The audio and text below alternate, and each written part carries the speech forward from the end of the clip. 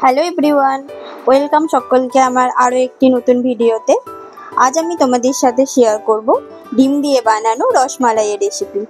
মানে বুঝতে পারছো, ছানা ছাড়াই তোমরা রসমালাই বানিয়ে ফেলবে বাড়িতে। এই মিষ্টিটা বানানোর জন্য আমি ইউজ করছি গুঁড়ো দুধ, চিনি, ডিম আর লিকুইড দুধ। প্রথমেই আমি একটা মিক্সিং বোলের মধ্যে ডিম ফাটিয়ে নিচ্ছি। ডিম ফাটিয়ে ডিমের ইয়েলো যে পোর্শন সেটা সেপারেট করে নেব, কারণ আমরা এখানে ইউজ করব অনলি হোয়াইট পোর্শনটা। এরপরে ডিমের সাথে আমরা মিক্সড করব পাউডার যে মিল্ক আছে ওটা। একবারে সব দুধটা দিয়ে দেব না, স্টেপ বাই স্টেপ আস্তে আস্তে অল্প করে দেব, ভালোভাবে মিক্সড করব, আবার একটু দেব, আবার ভালোভাবে মিক্সড করব। এতে ডিমের সাথে দুধটা খুব ভালোভাবে মিক্সড হয়ে যাবে।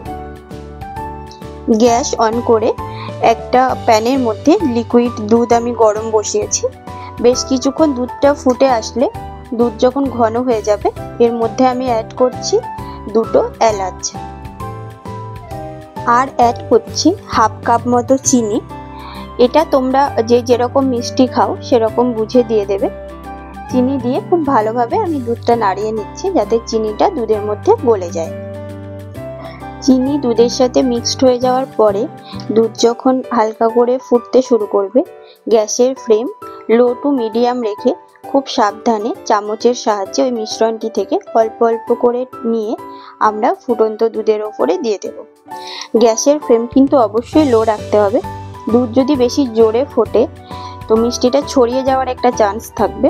1 মিনিট মতো পরে দেখবে দুধের ওপরে একটা হালকা লেয়ার মতো দেখা যাচ্ছে, তখন সফটলি চামচের সাহায্যে ওটা উল্টে দেব।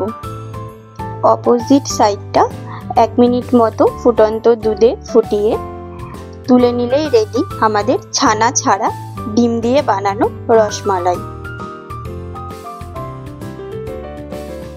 এই একই প্রসেস রিপিট করে আমি বাকি মিশ্রণটা থেকেও রসমালাই বানিয়ে নেব। খুব টেস্ট হয় খেতে, তোমরা অবশ্যই বাড়িতে একবার ট্রাই করো। এছাড়া তোমরা যদি কেউ কম মিষ্টি খাও তো এটা কম মিষ্টি দিয়েও বানাতে পারবে। হঠাৎ করে বাড়িতে কোনো গেস্ট এসে গেলেও খুব তাড়াতাড়ি তোমরা এটা বানিয়ে তাদের সার্ভ করতে পারবে।